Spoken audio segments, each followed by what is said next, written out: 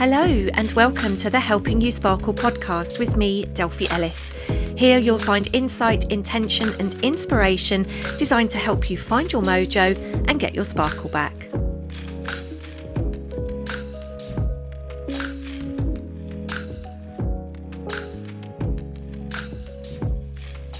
The information provided in this podcast is not intended to replace any medical advice. If you're worried about your health or well-being or engaging in any of the activities included in this recording, please speak to your doctor.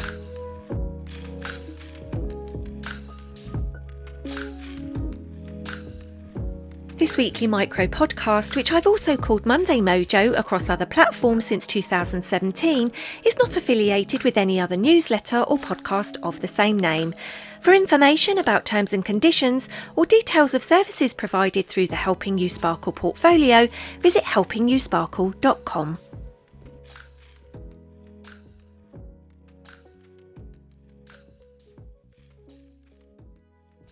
Monday Mojo.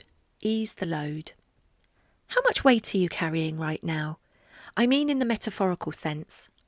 One of the things I talk about in my book Answers in the Dark is how the number of losses we experience over time can accumulate.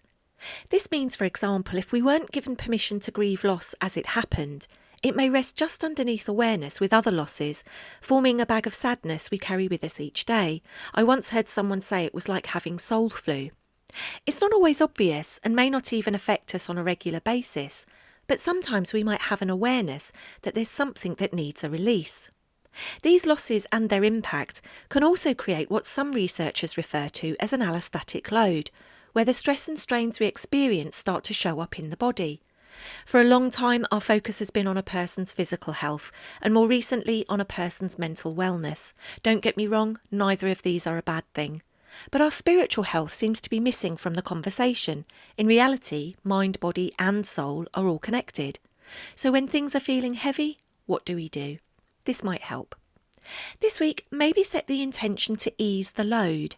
It might sound an obvious point to start with, but don't underestimate the power of a good cry.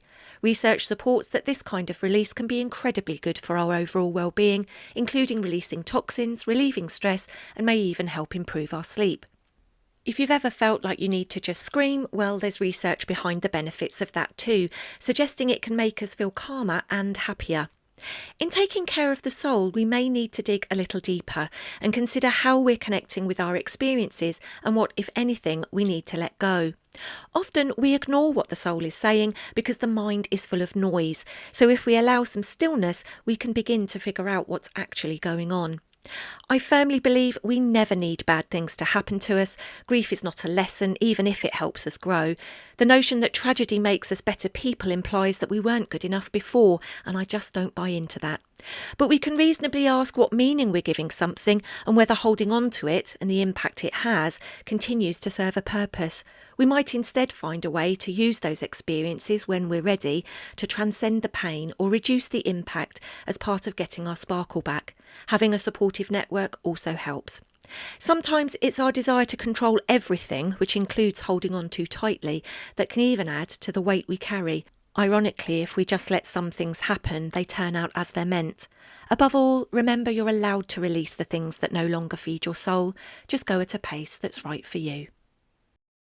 For information about more services available through the Helping You Sparkle portfolio, including my weekly newsletter Monday Mojo, visit helpingyouSparkle.com.